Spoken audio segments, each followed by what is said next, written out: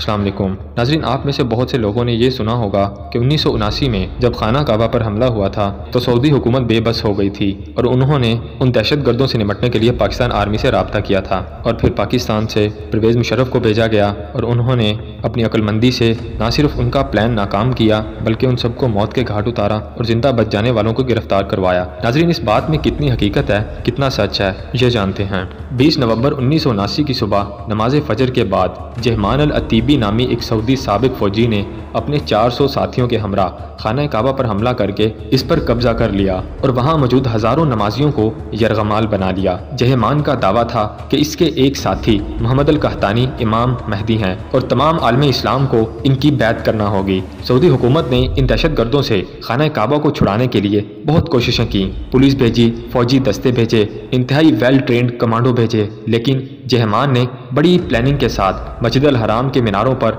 Machine गनें नस्ब कर रखी थी ताकि दूर से ही आने वाली फौज या पुलिस को रोका जा सके, तो जो भी करीब आता इसे गोलियों से भून दिया जाता। आखिर सऊदी हुकूमत ने फ्रांस से रब्ता किया और वहां से 3 खुसूसी कमांडो सऊदी अरब पहुंच गए, क्योंकि उस वक्त सऊदी हुकूमत का फ्रांस के साथ दिफाई मुआहदा हुआ था। उन्होंने पहले खाना काबा की दीवारों में बारूद से सुराख किए, फिर बेहोशी की गैस छोड़ दी और इसी दौरान अल्लाह बोलकर तमाम दहशत गर्दों को काबू में ले लिया। इस वाक़े के कुछ ही अरसे के बाद इस किस्म की इतलात गर्दिश में आ गईं कि पाकिस्तानी कमांडोज ने ऑपरेशन में हिस्सा लिया था। जब जनरल मुशर्रफ इक़्तिदार में आए तो ये भी कहा जाने लगा कि इन कमांडोज में वो भी शामिल थे। 2016 में मशहूर व मारूफ एंकर जावेद चौधरी, उन्होंने अपने प्रोग्राम में एक सियासतदान अहमद रजा कसूरी उनको मदऊ किया था। उन्होंने इस प्रोग्राम में यह दावा किया कि उस वक्त परवेज़ मुशर्रफ मेजर थे और उन्होंने खाना काबा से दहशत गर्दों को फ्लश आउट किया, लेकिन इस दावे की तरदीद में देर नहीं लगी। कुछ ही मिनटों के बाद इसी प्रोग्राम के दौरान ब्रिगेडियर जावेद हुसैन ने फ़ोन करके बताया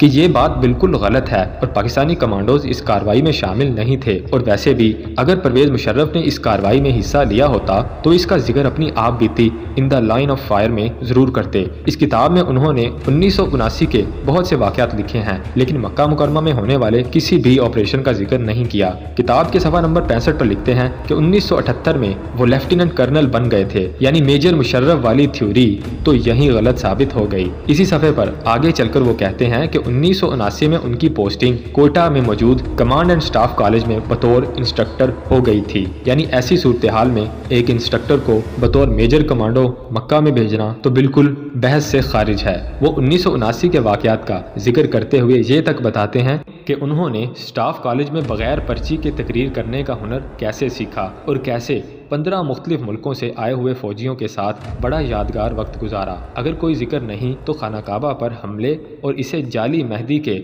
हामियों से छुड़वाने के कारनामे का है। और वैसे भी परवेज़ मुशर्रफ साहब अपने सैयद होने पर नाज करते हैं और बहुत फ़ख्र से कहते हैं कि मेरे लिए खाना काबा का दरवाज़ा खोला गया। हमारा ख्याल ये है कि अगर उन्होंने खाना काबा को छुड़वाने में कोई किरदार अदा किया होता तो इसका कहीं ना कहीं जिक्र ज़रूर करते। अगर आपको ये वीडियो अच्छी लगी है तो वीडियो को लाइक कर दें, कमेंट सेक्शन में मुझे कमेंट करके ज़रूर बताएं और इस तरह की मज़ीद अच्छी वीडियोज़ के लिए नए आने वाले व्यूअर्स चैनल को सब्सक्राइब कर लें ताकि आने वाली हर नई वीडियो आप तक